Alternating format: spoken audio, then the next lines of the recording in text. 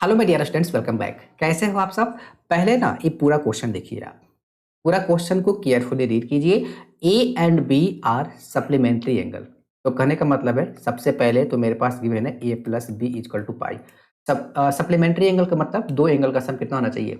180, right. तो हमने लिखा ए प्लस बी इक्वल टू पाई और इसको 1 मान लिया। और एन क्या है? ऑड इंटीजर, ठीक है। स्टेटमेंट पे आपको ध्यान देना है, okay. And then find the value of this. ये क्वेश्चन बहुत ही प्यारा है। प्यारा इसलिए बोल रहा हूँ कि जो क्वेश्चन लेंदी नहीं होता, जो क्वेश्चन कॉन्सेप्चुअल होता है ना, वो प्यारा ही क्वेश्चन होता है। वो क्यूट प्रॉब्लम में उसको काउंट किया जाता है। और जो लेंदी होता है, ठीक है, मुझे सब कॉन्सेप्ट पता है और बस उसको मुझे सॉल्व करना है और खूब लिखवा रहा है, ये इरिटेटिंग टाइप का क्वेश्चन होता है। मुझे एडवांस तो ऐसे क्वेश्चन कम ही पूछता है। हाँ, एक तो क्वेश्चन तो हो सकता है, लेकिन बहुत कम ऐसा क्वेश्चन पूछता है। ज़्यादातर उसका जो क्वेश्चन होता है वो आपका कॉन्सेप्चुअल होता है, राइट। अब इस क्वेश्चन को देखकर अभी तक जितना गिवन मैंने पढ़ा क्वेश्चन, उसके अकॉर्डिंग मैंने कुछ लिख लिया, जैसे ए प्लस बी इक्वल टू पाई। अब आगे क्या, किस स्टेप के साथ आगे बढ़े, ये क्वेश्चन आपको किस चैप्टर से लग रहा है? ठीक है, तो ये क्वेश्चन तो ऑब्वियस लग रहा होगा कहीं ना कहीं समेशन दिस दिस देखकर बाइनोमियल थ्योरम का लग रहा होगा कि क्वेश्चन है, ओके। लेकिन इस क्वेश्चन को प्रोसीड करने के लिए हम यूज करने वाले हैं कॉम्प्लेक्स नंबर। अब देखो, कहीं से आपको आइडिया लगा, क्वेश्चन देखकर आइडिया लगा कि इसमें कॉम्प्लेक्स नंबर का यूज होगा? ठीक है, नहीं लगा। लेकिन हमें प्रैक्टिस करना है, तभी हम पहले प्रैक्टिस करते हैं। और इस टाइप का क्वेश्चन देखा, अब आगे अगर ऐसा क्वेश्चन आ जाए तो हमें कैसे प्रोसीड करना है ये आपको आइडिया लग जाएगा, राइट। तो हमने बोला आपको कि यहाँ पे अप्लाई होगा कॉम्प्लेक्स नंबर। अब कॉम्प्लेक्स नंबर में कौन सा टॉपिक, कौन सा फॉर्मूला? तो यहाँ पे अप्लाई हो जाएगा यूलर्स फार्मूला।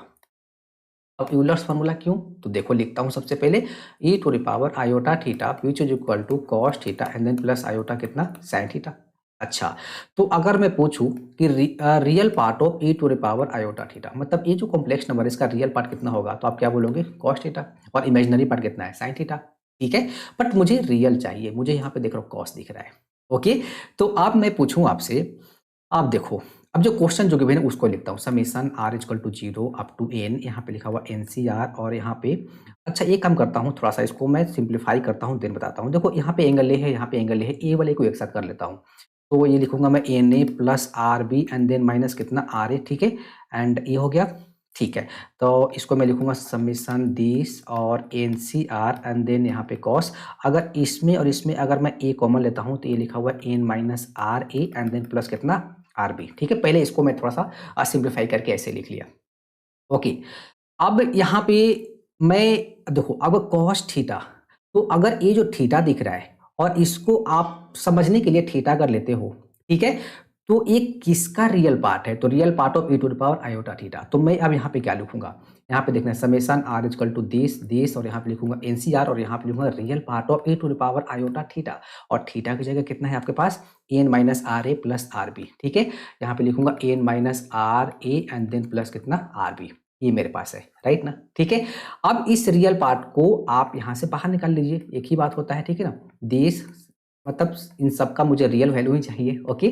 एंड यहाँ पे लिखूंगा एनसीआर। एंड अब मैं क्या लिखूँ, ध्यान से देखना। अब मैं इसको ना ठीक है, इसको मैं लिखने वाला हूँ ऐसे, देखो, I and then n minus r a, ठीक है। And plus I and then यहाँ पे लिख लेता हूँ आर बी, ऐसे करके, राइट। इसके बाद मैं लिखता हूँ रियल पार्ट, इसको ऐसे bracket, real part of summation r equal to this this, यहाँ पे लिखूंगा एनसीआर। अब इन दोनों को अलग अलग लिखता हूँ, देखना ध्यान से। E to the power iota n minus r, और यहाँ पे ए, और into e to the power iota r b लिख सकता हूँ ना, एक्सपोनेंट रूल से, ओके। अब देखो, real part summation r equal to zero n n c r. अब इसको कैसे लिखूँ मैं, ध्यान से देखना। इसको मैं लिखूंगा e to the power iota a and then power n minus r लिख लूँ क्या, और e to the power iota b, और इसका पावर आर कर लूँ, ठीक है। और इसको ऐसे लिख लिया। अब ये जो पूरा पार्ट है, ये क्या लिखा हुआ है? ये जो लिखा हुआ है आपके पास, ये लिखा हुआ e to the power iota a plus e to the power iota b, और इसका पावर कितना, n। Binomial theorem, right. Binomial theorem आपने पढ़ा होगा ना, उसमें कुछ मतलब जब यहाँ पे r इक्वल टू जीरो फिर प्लस फिर r equal to one put करके जब सब निकालोगे ना, तो कुछ इसी का तो एक्सपेंशन होता है। तो दिस इक्वल टू दिस हम लिख सकते हैं। और यहाँ पे कॉन्सेप्ट कहाँ से आया? बाइनोमियल थ्योरम में हमने जो पढ़ा है ना, वही चीज यहाँ पे अप्लाई हुआ है। राइट। अब इसके बाद देखो, अब इसके बाद आपको यहाँ पे लिखना है रियल पार्ट, यहाँ पे डालना है ब्रैकेट। अब देखो e to the power iota a, फिर से यूलर्स फॉर्मूला अप्लाई कर दें तो यहाँ पे लिखेंगे cos a plus iota sine a and then plus e to the power iota b, यानी कि यहाँ पे लिखेंगे cos b and then plus iota और यहाँ पे लिख लेंगे साइन बी और यहाँ पावर कितना है एन, ठीक है। रियल पार्ट ऑफ, अब देखिए, अब मेरे पास e और b में कुछ रिलेशन भी तो गिवन था, तो हटाना तो पड़ेगा। तो a plus B equal to कितना गिवन है, पाई, दोनों क्या है, सप्लीमेंट्री है, यानी कि मेरे पास यहाँ पे गिवन है a plus B equal to कितना है, पाई, राइट। तो यहाँ पे अगर मैं cos ए लिखता हूँ प्लस यहाँ पे आयोटा, यहाँ पे साइन ए, कोई एक को चेंज करता हूँ तो मैं b को चेंज कर लेता हूँ, cos pi minus a plus iota and then यहाँ पे हो जाएगा साइन पाई माइनस ए और पूरे पावर दिस रियल पार्ट। अब देखो cos pi minus a which is equal to minus cos a, यानी कि ये पार्ट उड़ गया, और sine pi minus a equal to sine a, तो ये हो जाएगा 2i एंड देन यहाँ पे हो जाएगा साइन ए पावर ए। रिजल्ट के तौर पे मैं यहाँ विच इज इक्वल टू क्या होता है, minus cos a and then sine pi minus a which is equal to कितना होता है, साइन ए। चलो ये भी लिख दिया, ओके। अब यहाँ पे देखिए, अब यहाँ पे आपका एन काम करेगा, इसको ऐसे समझो, देखो 2 टू द पावर एन लिखा हुआ है, i to the power n लिखा हुआ है and then sine to the power n और यहाँ पे लिख लो, समझ में आया। अब देखो यहाँ पे इसको पकड़ना है, यहाँ पे एन क्या है आपके पास, ऑड इंटीजर है, ऑड इंटीजर है।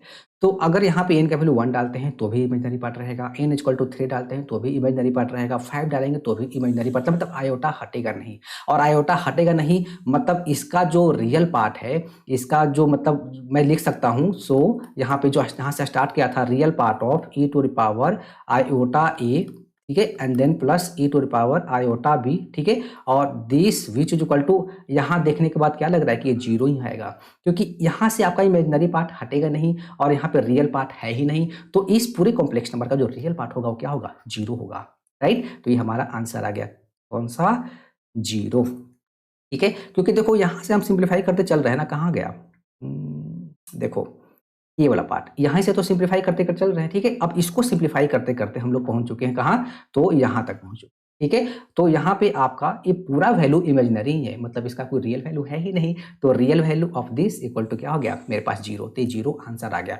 तो क्वेश्चन कहीं से भी देखने में नहीं लग रहा था कि कॉम्प्लेक्स नंबर का है, लेकिन कॉम्प्लेक्स नंबर यूज हुआ, तो था ना अच्छा क्वेश्चन। Thank you.